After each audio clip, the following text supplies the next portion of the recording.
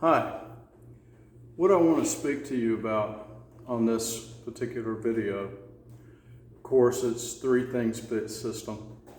But the Three Things Fit system is made up of three things. That's where we get the name Three Things. And if you do these three things, you will get fit. Now, there is a condition though. The first condition is that you have to start. Okay, you have to start doing the three things. Secondly is you have to be consistent. Now, being consistent is not the same as being perfect, because a lot of people think that just because they're not doing something perfectly, that they are a failure and therefore they should give up. Not with Three Things Fit. Three Things Fit is something that you can do consistently. And if you happen to be inconsistent for, say, today or tomorrow or the next day, you can always restart, because consistency doesn't really have a particular time frame to it. Consistently could be, I do it consistently once a week, or I do it consistently twice a week, or I do it consistently 7 days a week. So as long as you are doing it consistently. Now, if you say, well, I do it consistently once a year, that might not fall into the consistency category. But to know that the three things that we do, if we do these consistently, and let's just say this, that the more consistent you are at something, the faster the results that you want are going to come. It's just like anything, whether it's some particular sport, whether it's a particular skill that you want to learn, the more consistent that you are over time, the more rapidly that skill or that particular thing that you want to learn is going to happen.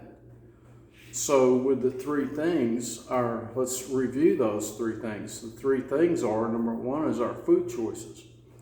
Now, what I say as far as food choices are concerned is that we choose to eat a more keto-friendly foods and complex carbs.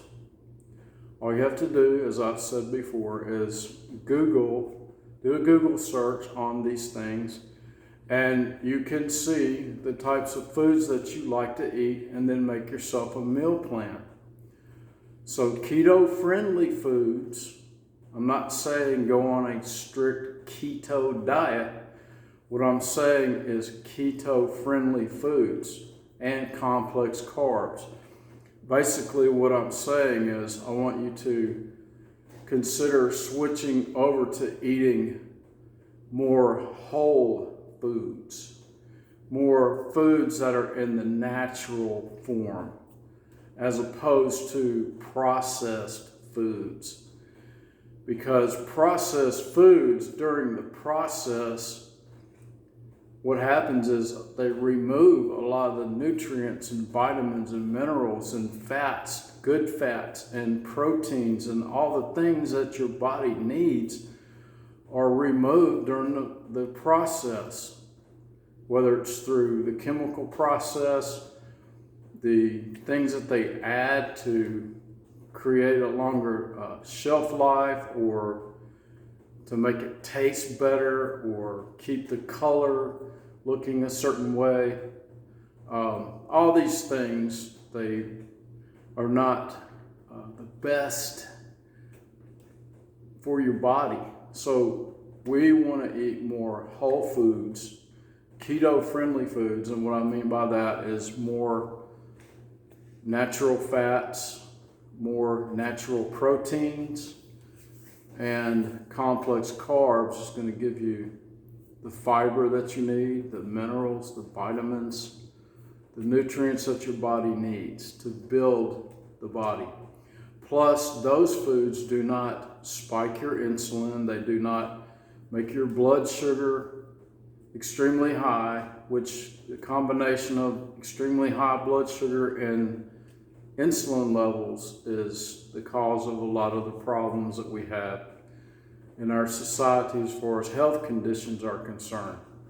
So by eating whole foods and keto-friendly foods, complex carbs, we're actually bringing health into our bodies. Second thing we do is we fast daily. And that fast is what most people call intermittent fasting, which is, it could be anything. It could be a 16-hour fast followed by an 8-hour eating window. And then I add what I call meal frequency to that, intermittent fasting and meal frequency. And what I mean by that is you have a fasting window and an eating window. And your meal frequency is how many meals are you going to eat during your eating window. And also, how much time are you going to wait between each meal? To give you an example would be, let's say, a 16-hour fasting window.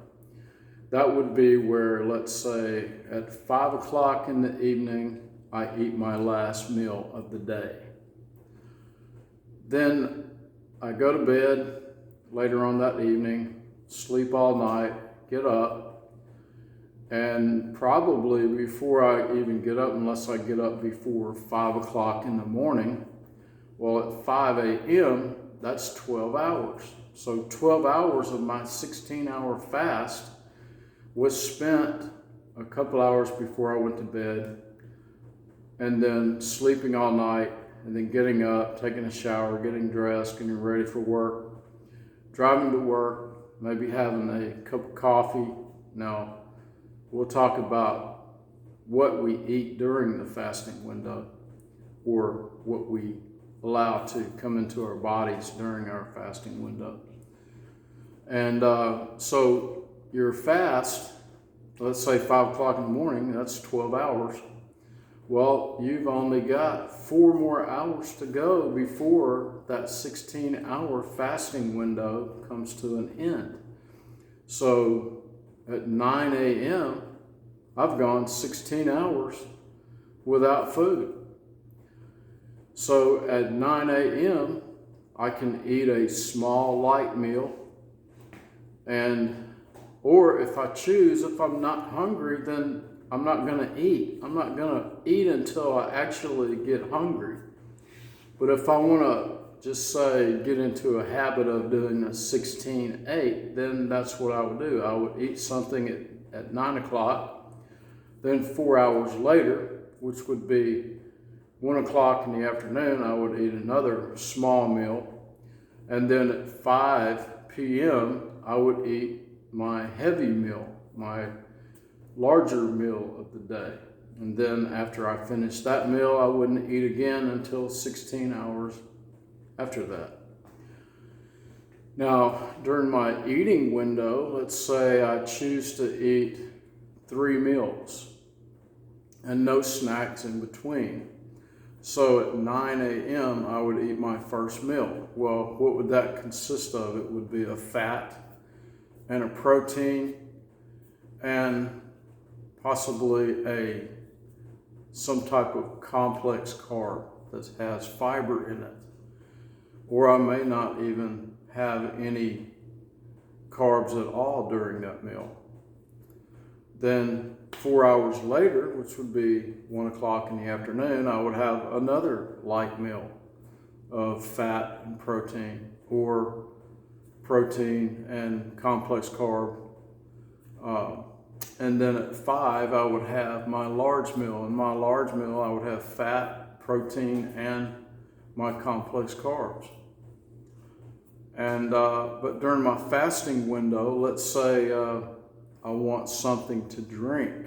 So I would drink either water or just plain black coffee, or just plain unsweetened tea or green tea. I want to make sure in my fasting window that I don't put anything into my mouth that has any calories or any flavors or any sweeteners of any kind, because that is going to cause my insulin to elevate. And what I want to do during my fasting window is I want to get my insulin level as low as possible, because the lower my insulin level is, the higher my metabolism for fat is going to be. So the whole point of fasting is to allow my body to tap into the stored fats and begin to metabolize the stored fats in my body as an energy source. And over time, your body will adapt to what they call becoming fat adapted, where your body will become accustomed to using its own stored fat as an energy source. And what you'll find is that that energy source is very efficient and very sufficient for basically anything that you need or want to do physically.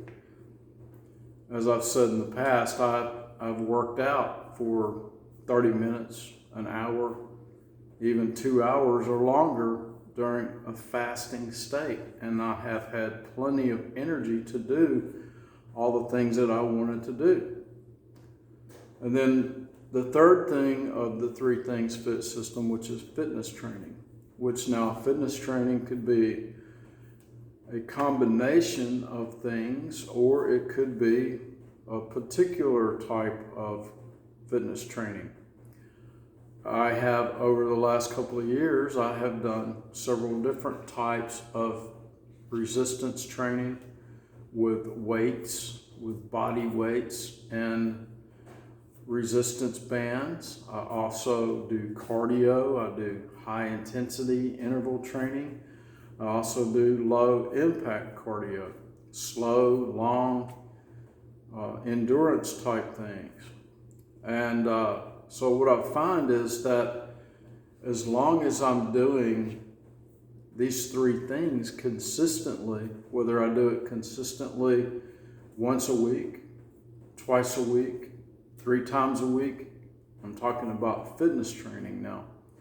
But as far as consistency on my eating, my food choices, and my fasting, I do those consistently every day. Now, every once in a while, let's say somebody has a birthday party or some particular celebration of some type, and there might be something like cheesecake or pecan pie or whatever, I may eat a slice of that, and I don't feel bad about it, because I know that consistently I am eating whole foods, I'm eating keto-friendly foods, complex carbs, and I am fasting daily, which means my body is not going to go through a cycle of high blood sugar and high insulin on a consistent basis, which leads to fatty liver and all kinds of other fat problems. So if I'm consistent, then I'm going to get the results I want, keep the results I want. And so the name of the game is having your plan of knowing what you want to do, what you need to do, and then doing it consistently. And over time, daily compounding interest is going to give you the results that you are looking for. Hope that helps. You have a nice day, and I'll talk to you on the next video.